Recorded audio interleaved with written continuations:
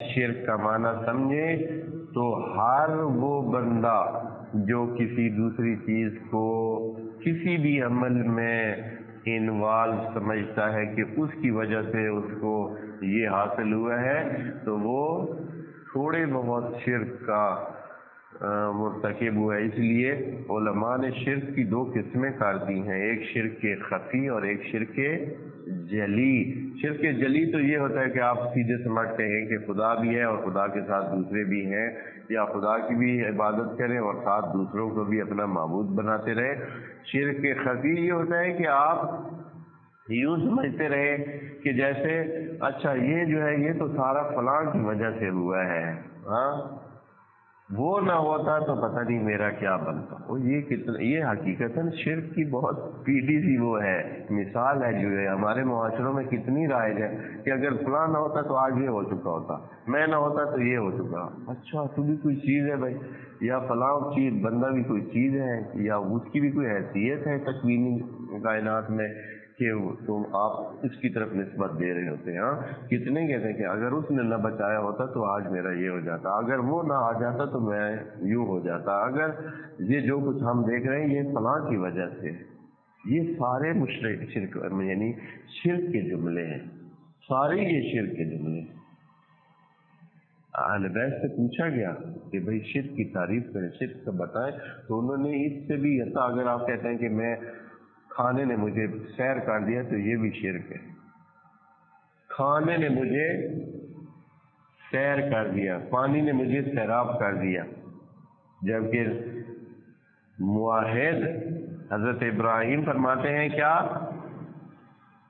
وَإِذَا مَرِضْتُ فَهُوَ يَشْفِينِ، اور جب مجھے پیاس لگتی ہے تو فَهُوَ يَسْقِينِ، یعنی وہ مجھے پانی پلاتا، وہ میری پیاس کو دور کرتا ہے، وہ میرے اس مرض کو دور کرتا ہے۔ یہ نہیں کہ پانی میری پیاس کو دور کرتا ہے، ہاں کیا دور کرتا ہے؟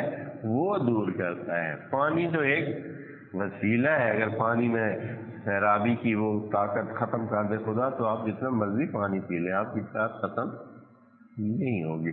تو شرک بہت وسیع ایک سلسلہ ہے، اور خدا کریم من دون اللہ کہتا ہے کہ جو خدا کے ساتھ شریک کرے دون خدا کو، خدا سے ہٹ کر کسی بھی چیز کو، تو وہ مشرک بن جاتا ہے۔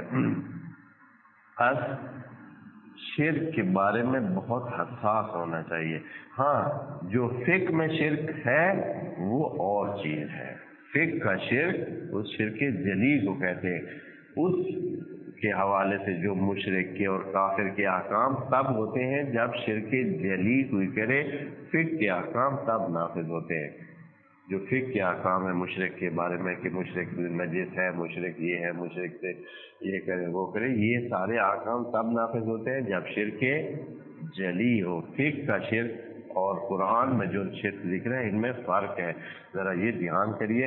ابھی یہی مسنگ جو ہے ہو رہی ہے، جو سلفی ہیں یا وہابی جو اپنے آپ کو کہتے ہیں جن کو کہا جاتا ہے، وہ ہر چیز کو مشرک مشرک مشرک شرک شرک شرک، وہ اس لیے کہتے ہیں کہ انہوں نے مکس کر دیا ہے وہ شرک جلی کو اور شرک خفی کو، وہ اس کو فقہی شرک کا لیول لینے لگے ہیں۔ وہ شرک جو کہ شرک تو ہے لیکن وہ ہر انسان سے ہوتا ہے، خود ان پہ بھی بہت کچھ شرک ہو رہا ہوتا ہے، خود ان کو پتہ ہی نہیں ہوتا ہے۔ شرک ایسی مخفی چیز ہے کہ انسان کو پتہ ہی نہیں چلتا ہے اور انسان شرک کا مرتکب ہو رہا ہوتا ہے۔